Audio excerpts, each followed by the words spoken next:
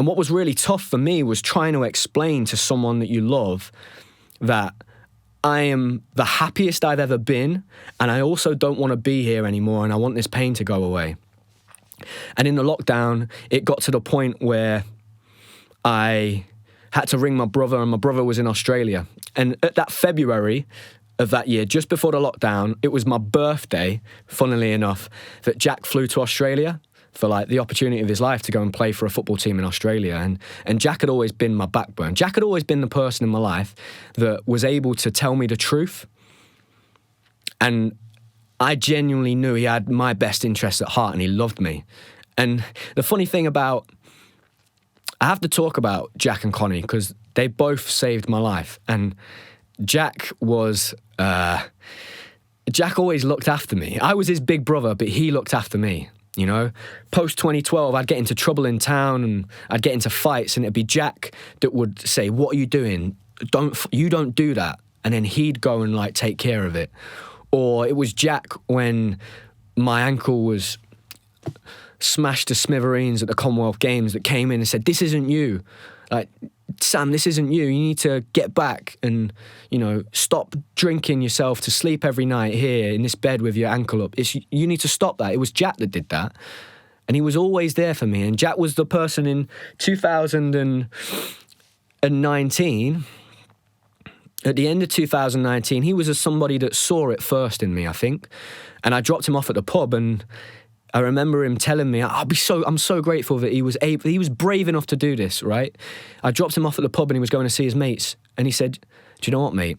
For a long time I've been thinking that, like, you can still do it in your head. I believe in you, but your body can't do it anymore, and you need to accept that."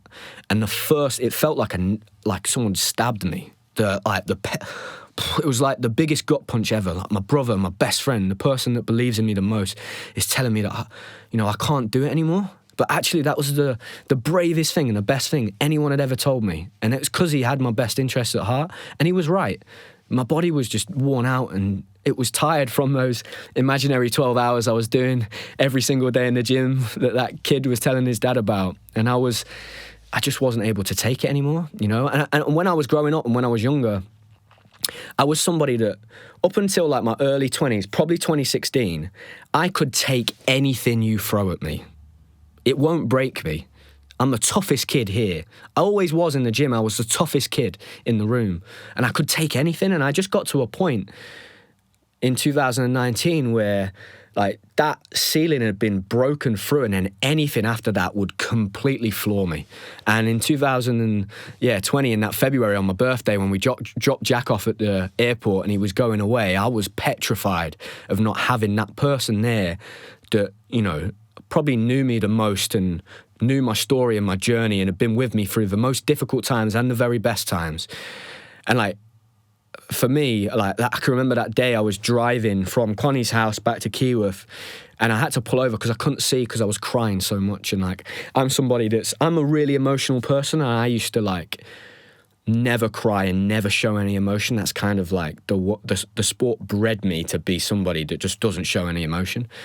And at that point, once I'd gone into therapy, the floodgates were open and I would just cry at everything. And I can remember putting music for me, like, I love music. It's a big part of my life. And it was a song by Jack Garrett. It's called Time. It's a beautiful song.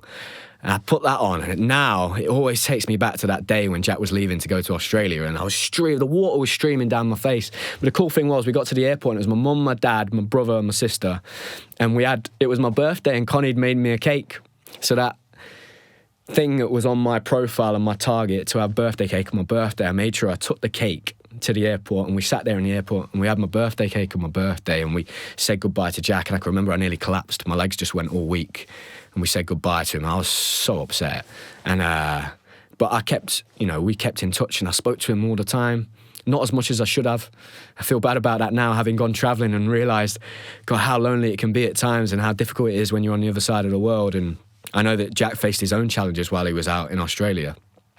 But he was the person that, within that lockdown, on that morning, when I knew that something was wrong, that I rang up, and I'm so grateful I was able to say to him, Jack, I've been thinking about taking my own life. And I mean, what a conversation to have with your little brother. And I was walking around Keyworth, and I said, like, please don't tell mum and dad, because, like, I'm going to be okay. I'll be okay. I just needed to tell someone that I'm feeling, that's what I'm thinking about. I'm feeling that. And that night I realised what I'd done, and I'd just put this unbelievable weight on his shoulders while he was on the other side of the world and couldn't do anything about it. And I feel really guilty for that, but I'm so glad and I'm so lucky that I was so close with my little brother that I could have that conversation. And the next morning I knew what I had to do. I knew that that wasn't fair, and I had to tell my mum and dad, because they were here and they needed to know, and they could look after me and make sure I was safe. And so it was just a normal morning. I'd had breakfast, I was nervous and shaking, and my dad was going to go out to work because my dad was able to work at that point. And my mum asked, I said to my mum, can I have a conversation with you and dad? And my dad was about to leave, and my mum said, Bobby, Sam wants to talk to us. And they came in and they sat down, and I was doing that thing where I wasn't really looking at them, and I basically said, I've been thinking about taking my own life, and I don't want to die. And they just came and like hugged me straight away, and they were crying, and it was like the biggest relief and weight off my shoulders. And in those moments that I told Jack, and I told my mum and dad, and then somewhat just as hard, I had to tell Connie, and I had to explain to Connie that you make me so happy, and I'm so happy with my life. And like, but I also, like, I have this thing in me where I don't want to be here anymore, and I want the pain to go away, and I don't know how to make it go away. When I had that conversation with all of them and they all put their arms around me and hugged me, it made me feel safe, because someone knew where I was at. They knew what I was feeling. Like, that was so important for me that I had those people around me, and not everybody does. But it was important that they knew where I was, because I didn't want to go anywhere. I didn't know what this was. I didn't understand it. And when I was growing up and people would talk about mental health when I was in my 20s, I'd say that's not a thing. What are you talking about? You're just weak. Like, that's what I thought in my head. I thought mental health was just feeling a bit down, having a bad day. What I had was an illness. It was real, man. It was something that's hard to explain unless you've ever been in it. And once I had that conversation